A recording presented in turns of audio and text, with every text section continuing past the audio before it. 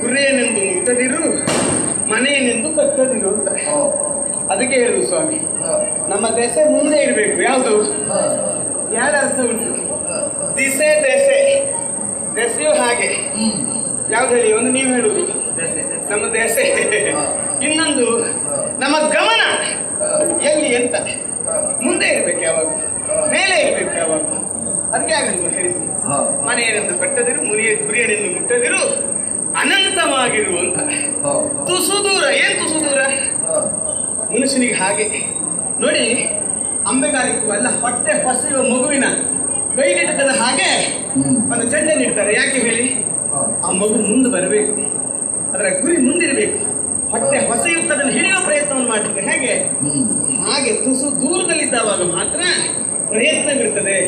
ನಮಗೆ ಕೈಗೆಟಕ್ತು ಅಂತಾದ್ರೆ ಎಲ್ಲವುದು ಪ್ರಯತ್ನಶೀಲರಾಗುವುದೇ ಇಲ್ಲ ನಾವು. ಹಾಗಾಗಿ ನನಗೂ ಈಗ ನಾನು ಬಂದಂತಹ ಕಾರ್ಯ ಸಾಧನೆ ತುಸು ದೂರದಲ್ಲಿದೆ. ಆ ದೂರದ ದಿಸೆಯನ್ನು ನಾನು ಮುಟ್ಟಬೇಕಾಗಿದೆ.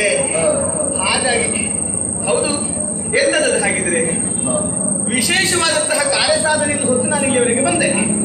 ಬಂದಾವಾಗ ಸುತ್ತಲಿನ ಪರಿಸರ ಬಹಳ ಚಂದ ಸ್ವಾಮಿ. ಇಂಥದೊಂದು ಪರಿಸರದಲ್ಲಿ ಆಗ್ಬೇಕೆನ್ನುವ ಕಾರಣಕ್ಕಾಗಿ ಬಂದದ್ದು ನಾನು.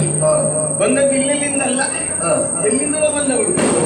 ಹಾಗಿದ್ರೆ ತುಸು ದೂರ ಏನ್ ಹೇಳಿದ್ದು?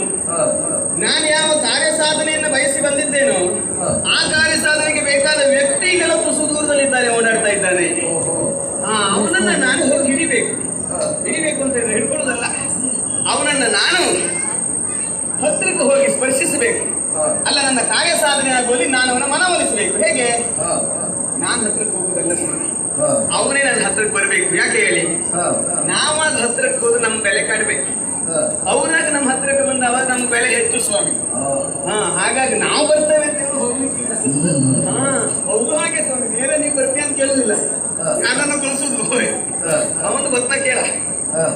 ಹಾಗೆ ಅದು ಯಾಕೆ ಹೇಳಿ? ಕಾರಣ ಉಂಟು.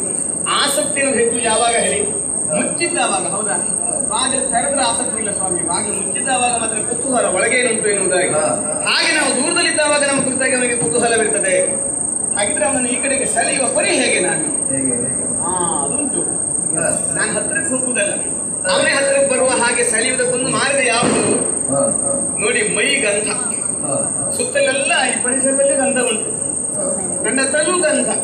ನಾನು ಹೀಗೆ ನಿಮ್ಮನ್ನು ದಾಟಿ ಬರುವಾಗ ನಿಮಗೆ ಪರಿಮಳ ಬರಲಿಲ್ವಾ? ಘಮ್ಮಂತು ಗುಮ್ಮನ್ನಿಲ್ಲಲ್ಲ. ಗುಮ್ಮಂದು ಬೇರೆ. ಮತ್ತೆ 4 ದಿವಸ ಸ್ನಾನ ಮಾಡಿದ್ರೆ ಹೋದ್ರೆ ಗುಮ್ಮೆ ಆಗುದು. ಇದು ಘಮ್ ಎನ್ನುವ ಪರಿಮಳವನ್ನು ಕೂತ್ಕೊಂಡದಷ್ಟೇ ಅಲ್ಲ ಸ್ವಾಮಿ. ನಾನು ಹಾಡ್ಬೇಕು. ಈ ನನ್ನ ಗಾಯನದ ಸೋಂಕೆನ್ನುವಂಥದ್ದು, ಚುಡುಕೆನ್ನುವಂಥದ್ದು ಅವನ ಕಿವಿಯನ್ನು ಸೋಂಕಬೇಕು.